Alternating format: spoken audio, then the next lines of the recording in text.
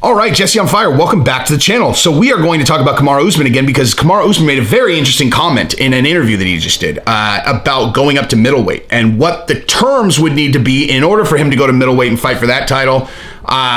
Because it's very interesting. What he said, what you would think is what he meant by what he said is not what he meant. And I'll tell you guys what that is. And then I want to go through the contenders at middleweight and just kind of walk through it. I mean, it's not like I can pick a winner to save my life, but generally my breakdowns are pretty much like, this is how they'll match up. Basically, whoever I pick, you should bet on the other guy. But we could still just go through it for fun, right? Anyway, so if you like the content, subscribe and ring the bell. Tell your friends. We are at 9,200. We blew past 9,000. My goal was to get to 10,000 in the first year.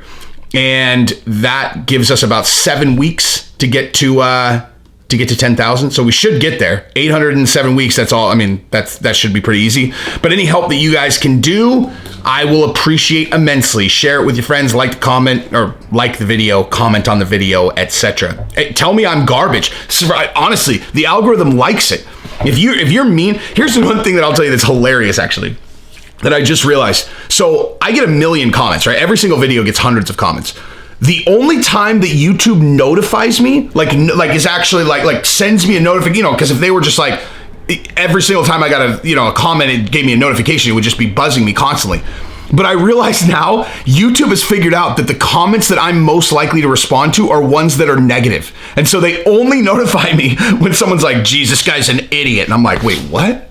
Because these phones and systems are genius, right? They figure obviously they're a linguistic algorithm to figure out if something's negative or positive is very easy. And so they're like, oh, this is negative. Tell him about it because he'll probably interact with it. It's hilarious. Anyway, neither here nor there, but also it boosts the algorithm.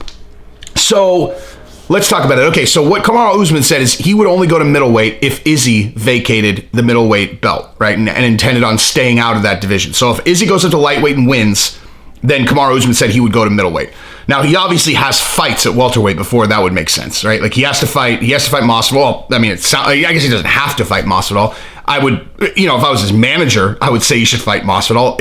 It's a fight you've already won. It's a tremendous money fight. You're going to make a bunch of money. You'll probably get paid to do tough before that as well. I mean, that's a no-brainer. Just like, why would you? I mean, he's going to do it. But I also think he should do Colby again because that'll be a huge fight. That'll be a huge fight.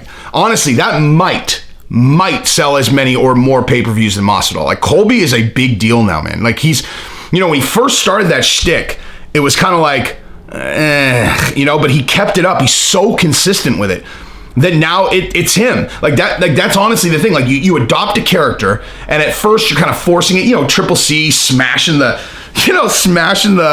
snake at TJ Dillashaw, but you just keep it up and keep it up and keep it up, and then all of a sudden people are like, they just like think it's you. It's hilarious. Like, everybody knows that Colby's thing is an act. Everyone knows that.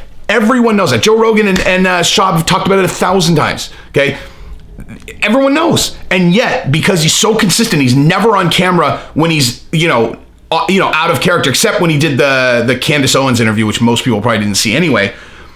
He's always in character. And even when he did that, he's still like dressed like the character. So like, people are just like, yeah, that's Colby Covington. Colby Covington is this like, this troll MAGA lunatic. Like, I'm sure he voted for Trump, but like this character is not real. It's hilarious, man. But at the same time, it's worked, right? And I'm telling you, like that, I will bet you guys that pay-per-view and Colby are assuming that Colby, because Colby's going to fight Leon, I guess, or Colby said he didn't want that fight, actually. That's interesting. That's another video I should do. Colby does not want the Leon Edwards fight, which kind of makes sense if all he cares about is getting another title shot, like, because he would be next in line anyway, right? I mean, he can only lose his position if he fights Leon. If Masvidal gets a title shot, Colby would be next, regardless of who wins. So, yeah, I can see that, actually. I can see why he would not take that fight. But anyway, so let's say that that Usman gets through those fights, and he, he's going to go through the middleweight division. Let's go through these contenders, and let's just look at what we got. So let's start at number 10, Kevin Holland. I think Usman, we're good. Uriah Hall, Usman, probably. At number 8, Kelvin Gastelum, Usman.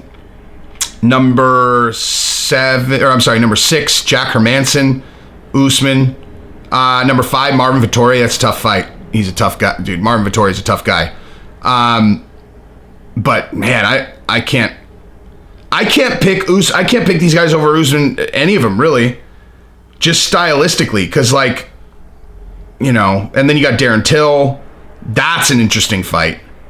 That's a very interesting fight. If you could get Darren Till on the ground, I mean, you never see Darren Till on the ground, never. And Darren Till is a surgeon striking. I would love to see that fight. Jaron Cannonier. I would still pick Usman probably. Paulo Costa, I would pick Usman. Robert Whittaker, I would pick Usman. Dude, I would pick Usman over basically all these guys, because you gotta think like Usman is so strong. So like the idea that like you know, because usually guys that are champions, when they move up, they do better. You know, because they're used to the faster speed. And Usman, you gotta. I mean, he's strong as an ox, man. If he goes up to middleweight, he's gonna have an additional 15 pounds on him, dude. And does he look like a guy who's gonna be like, you know, it's gonna be muscle primarily, I would imagine, because it'll take time to prep. He'll build the muscle up. He's obviously a guy who could put on 10 pounds of muscle easy. So yeah, man, I don't really see anyone in this division that I would pick over him except Izzy, and Izzy's gone. But yeah, so you know, he wants all African champions. If Izzy goes up to 205, he goes up to middleweight. He wins the middleweight belt. That'll be African champions 170, 185, 205, and then if Francis wins, then heavyweight also. And if Francis doesn't win, then Stipe will fight John Jones, and then if John Jones wins, then Adesanya will go up and fight him at heavyweight, I would imagine, because he's gonna chase John Jones around for sure. And man, that fight. Whew, man, that's going to be a big fight. That's going to be a huge fight. But yeah, I'm going to do a separate video right now about Colby turning down that Leon fight, because that's a really interesting topic, actually. But anyway, if you like the content, subscribe and ring the bell and tell your friends. Peace.